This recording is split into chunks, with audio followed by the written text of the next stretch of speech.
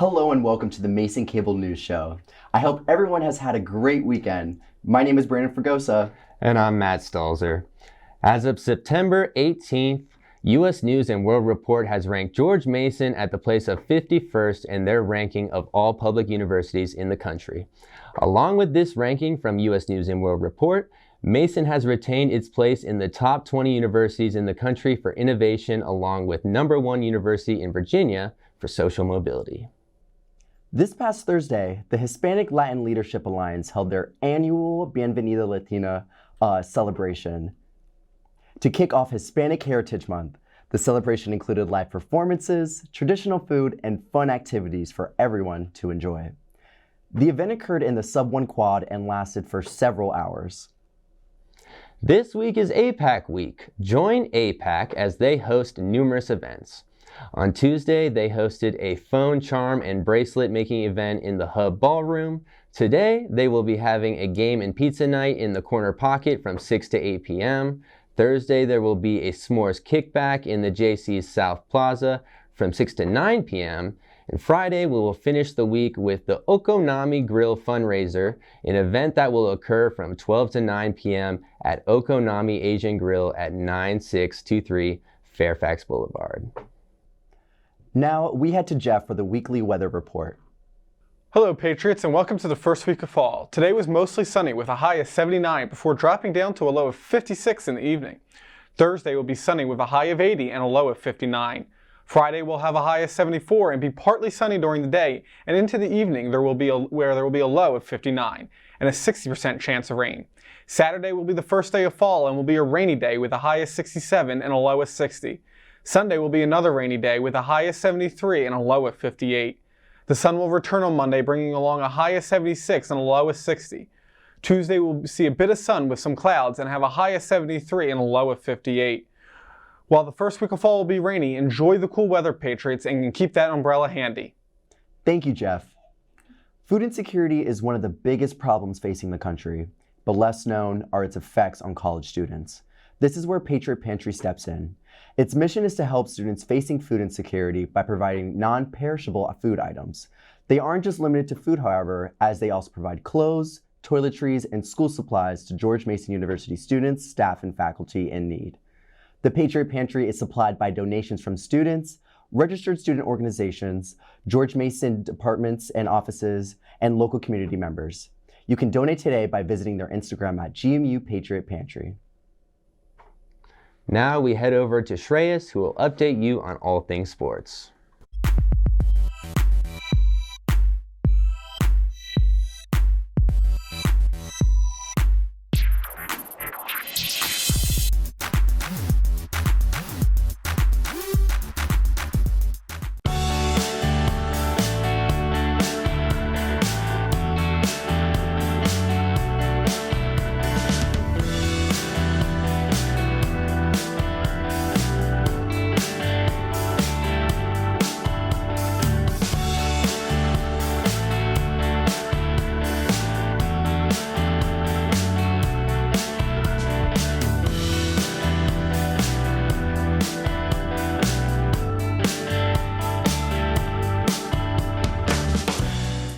Hey y'all, welcome to the sports segment. On Thursday, the Mason women's soccer team traveled to Fordham University in New York City, where they took a 4-2 loss against the Fordham Rams. However, they did manage to pick up their first 2 goals of the season. They then traveled back to Fairfax, where they faced Virginia Commonwealth University in a 5-0 loss on Sunday afternoon. Their next match will be against the University of Richmond in Richmond, Virginia, on Thursday. You can catch the Patriots, who will be looking to find their first win of their season, on ESPN+. The Mason men's soccer team hosted Davidson College here at George Mason Stadium on Saturday, where they came up short by conceding 2 goals to the Davidson Wildcats and failing to put up any of their own, with the game ending in a 2-0 loss. The Patriots will be looking to bounce back at New York on Saturday to face St. Bonaventure for their next match. The women's volleyball team started off the week with 2 matches here at home. Their first match on Friday took all 5 sets to reach a winner, but eventually the Blue Raiders of Middle Tennessee University took the win. The Patriots also suffered a defeat later that evening against the University of Albany. On Saturday, Mason faced Seattle University in a 5-set match, but unfortunately suffered another loss. Their next match will be against the University of Rhode Island for an away match on Friday. The men's tennis team spent the weekend in Annapolis, Maryland for the Joe Hunt tournament hosted by the U.S. Naval Academy. Naza Simonyola, Zavan Fahim, and Hayden Poston all won their flights, with Poston improving on his 6-0 start this season, adding 3 more wins on the weekend. Next, the Patriots head to Richmond on October 6th to the 8th for the River City Tennis Open. Ruju Choman was crowned the champion of Flight C at the Bill and Mary Moore Invitation in Annapolis last weekend. The grad student won 4 straight matches to win the championship. The Patriots next head to Bedford Cup, hosted by the University of Maryland from September 22nd to the 24th. Now to cross country, which both the men's and women's cross country teams appeared at the CNU Cross Country Invitational at Christopher Newport University in Newport News, Virginia.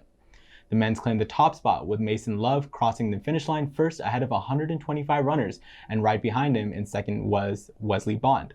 The men had 2 more runners in the top 10, with Nick Emmert finishing 6th and Gavin McGough finishing 8th. The women also finished 2nd, with Noreen Navis finishing 4th and Sarah Clark finishing 5th. Katrina Allenbach was also placed within the top 10 at 10th. The Mason Cross Country next heads to Bethlehem, Pennsylvania on September 30th. Now on to some professional sports, starting with the MLB. Over the weekend, the Baltimore Orioles and the Tampa Bay Rays of the American League and the Los Angeles Dodgers of the National League joined Atlanta Braves as their newest teams to secure their spots in the 2023 MLB postseason. 4 spots remain available in each league for the remaining teams to take their shot at winning the World Series. Some teams to look into are the Blue Jays and the Rangers, who are in the hunt for a postseason spot. Now in the NFL, the Commanders are undefeated coming out of Week 2, dispatching the Broncos 35-33 in Denver. The Commanders are looking to build on their great start to their season against the Bills at FedEx Field on Sunday. The Commanders have managed to sell out their seats for this game, making this their second home game in a row where they've sold out their seats. Now to European soccer. The Champions League is underway, with the favorites being the current treble holders Manchester City, who got their first win on their first start yesterday with a 3-1 win against Red Star Belgrade. Other favorites who've already played include PSG, who dispatched strong opponents in Borussia Dortmund 3-0 yesterday. Barcelona also pummeled Minnows Royal Antwerp 5-0. Other favorites include last year's finalist Inter Milan, record champions Real Madrid, and the always strong Bayern Munich, who faced Manchester United team who are in turmoil today. And it was no surprise who ended up winning just a few moments ago, with Bayern Munich winning 4-3 against Manchester United. Mia san Mia.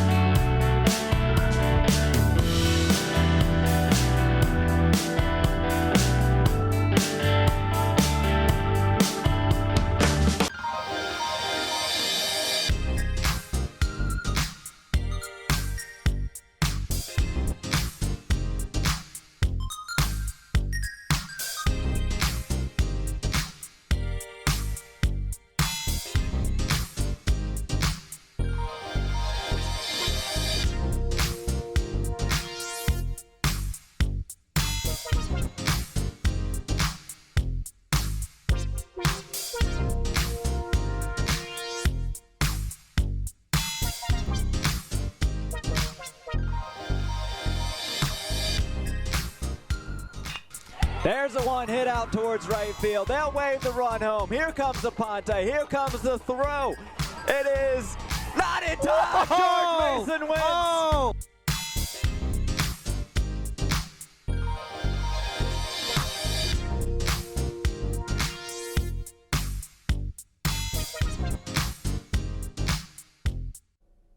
Thank you, Shreyas. MCN was proud to have the opportunity to interview Pierce Landon as Student Ambassador for GMU Center for Culture, Equity, and Empowerment. Pierce is here to speak on issues concerning CCEE.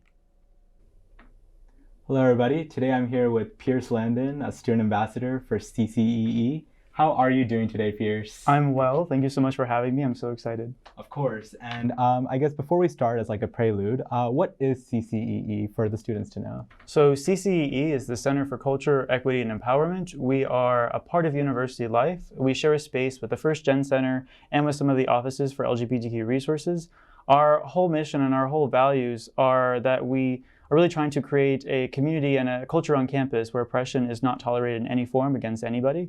And we really try to do that through the means of university life, through providing support to students, to RSOs, to organizations, all about seeing where we can fit into creating a better culture. And what is your role within CCEE? We know that you're a student ambassador. I guess what does that role entail? So basically, student ambassadors are the people on the ground. We make the sign of genius, we make the little programming, we put together those little pieces that make the event happen. We have conversations and discussions with other leaders. Usually, I guess I'll say student ambassadors are usually cultural leaders from RSOs, leaders from cultural RSOs, I should say. And that's where we get a lot of our power from, is from the fact that we are so concentrated with a lot of student ideas and a lot of student voices. It really helps us navigate better the community environment, the campus environment, people taking more seriously when it's a united front of student ambassadors and student leaders from this campus all coming together to say something. Of course, and knowing that it seems like your experience with CCE has like a long depth. Where have you seen, I guess, the most personal growth, and I guess like what has developed yourself while being part of CCE? I joined CCE because I agreed with the idea of CCE, and I loved the fact that I'd be a part of something that was like so powerful on campus. Like I just want to be part of that conversation. And as I've become more accustomed and more ingrained into CCE culture, I've realized that listening is amazing, and you should really always come from a perspective of listening, but being able to speak and say what you've learned is also just as important, and it helps us create a better environment for everyone. So I'll say learning that my voice is just as valuable at the table, and it's just as important when we're talking about how to create an equitable culture on campus. Of course, and I guess creating an equitable culture is one of the main ideas that CCE tries to achieve.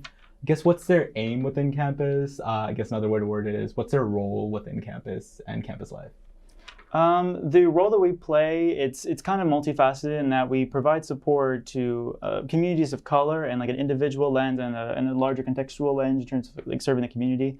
But as I also said, we also serve RSOs and RSO leadership and trying to make sure that the functioning processes that happen on campus are happening between on the individual level and on a larger level between different co-conspirators on campus.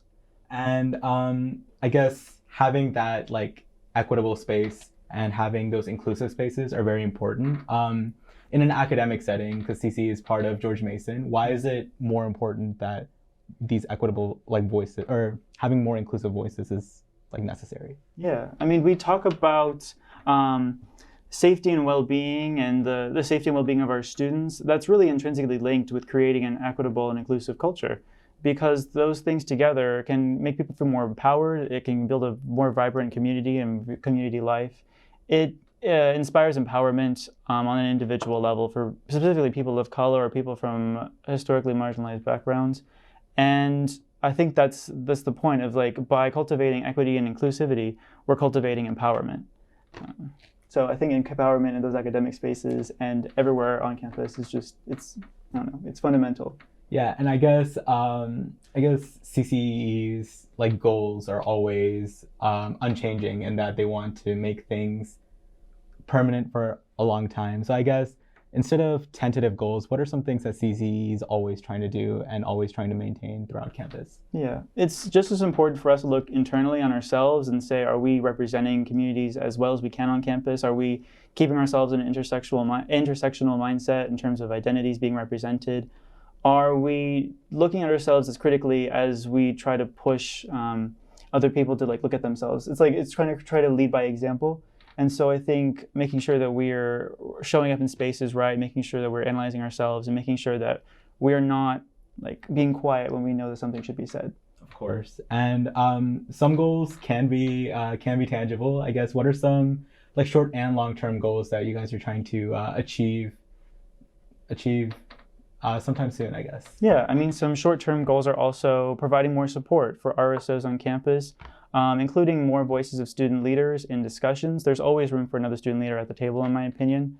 And making sure that we're doing our best to provide as many support trainings and workshops and other kinds of things like that, where we're having our marketing and our communications lens focusing on communities of color and other communities on campus, and taking all that we have and really trying to share it with our co-conspirators on campus. And that's really something that I want us to work on. Of course. And I think it's very important that people are working together and working for a more inclusive campus. And thank you for all the work that you do with CC and individually and personally. Thank you so much for being here today with us, Fierce. Thank you. It's been an honor. I've had so much fun. Of course. Thank you so much. And now back to Brandyn and Matt. Friday, September 15th marked the 236th anniversary of the signing of the U.S. Constitution. Student media hosted an event in the Corner Pocket last Friday from 12 to 2 p.m. to honor a milestone in this country's history. MCN was down there to cover the event. So far it's been really good. We've had a very positive turnout here at Student Media. We've got to tell to people about what we do here. We talked about Happy Constitution Day. We've had puzzles, trivia, a Sign the Constitution board, and more. I'm very happy to see not only the Mason students and staff interacting with each other, playing games, talking, but also just having a good time. It's one of the most important documents, not only in the history of the country, but the history of the world. It's a lot of other countries set their Constitution based on this. This is the prize wheel. This is your chance to win anything from a t-shirt to a koozie or a stress ball. So everybody's a winner here. A lot of people here at Student Media do a lot of things, such as the Mason Cable Network, like you. I do the editor-in-chief of Voices of Mason, where we go to Mason events and talk about the diversity of Mason. Some groups that we've worked with are African Student Association and Afghani Student Association, so shout out to them. We have poetry, prose, magazines, radio, and also a lot of workshops. If you can't, fully commit throughout the semester, we have workshops that are super fun and available to anyone on campus or any student. For me, joining Student Media allowed me to make friends and connect with people, even outside of my interests, that I can hang out with even outside of that. And I'm a psychology major, so it has nothing to do with communications. But I absolutely love the radio, and it was just a way for me to share my passion of music with everybody. So I definitely think Student Media has something for everybody, and it's worth checking out if you get the chance. In the studio, we have Ilya Sheikhoslami. Ilya serves as Chair of Government and Community Relations in Student Government. He's here to give you a look into the happenings of SG lately. Hi, I'm Ilya. I'm the student senator at George Mason University, and I'm the chair of our Government and Community Relations Committee. Now first, what is Government and Community Relations? What do we do?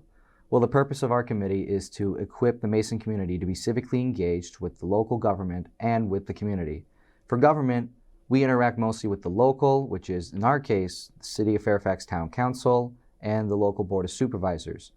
For state, we interact with the state legislature, we lobby, and in the federal, we haven't interacted too much, but we're looking to expand our relationship with them. As for community, we mostly collaborate with the city to put on events for Mason students and the local community, and we also work to increase the several business deals we have with local businesses where students are able to get discounts. Now, a few things the committee is working on right now. We are working on planning several events. The first event we're working on is Turn Out to Vote, which is an event we do where we table for multiple days and we try and get students to register to vote because voting is very important and the general election is coming up. We also have First of All We Vote, which is an event we put every year where we work with other political organizations on campus to plan a debate. We invite 2 local candidates and we have them debate, and it's a way for students to become educated on candidates running for the local election. And we also have Witch Watch, which is an event we put on in collaboration with the City of Fairfax, where it's a great way for us to interact with the local community and Mason students. This year, we're going to be doing it with Rock the Block, which is an event the City of Fairfax puts on every 4th Friday. So more details on that. And I'd also like to briefly speak on why I joined student government. So back when I was a freshman, I noticed late night dining at Ike's. It was pretty crowded. It was very busy, not a lot of food. I noticed we had an omelet bar, and I thought, hey, I think we should have the On the Bar open. So I ran for student government, got elected, joined the Student Culinary Council, and lobbied for the On the Bar to get open. And it just opened. I wasn't told, but it was open. If you're a freshman or transfer student interested in making change on campus, you should run for our fall elections. We've got candidacy meetings happening right now. If you're interested in making a change, even if it's an idea, you should still go for it. Thank you. GMU's M3 hockey team is seeking experienced hockey players. If you think you fit that description and are interested in becoming a Mason Patriot, please email Coach Thomas Leskovich at tleskovich@gmail.com for more information.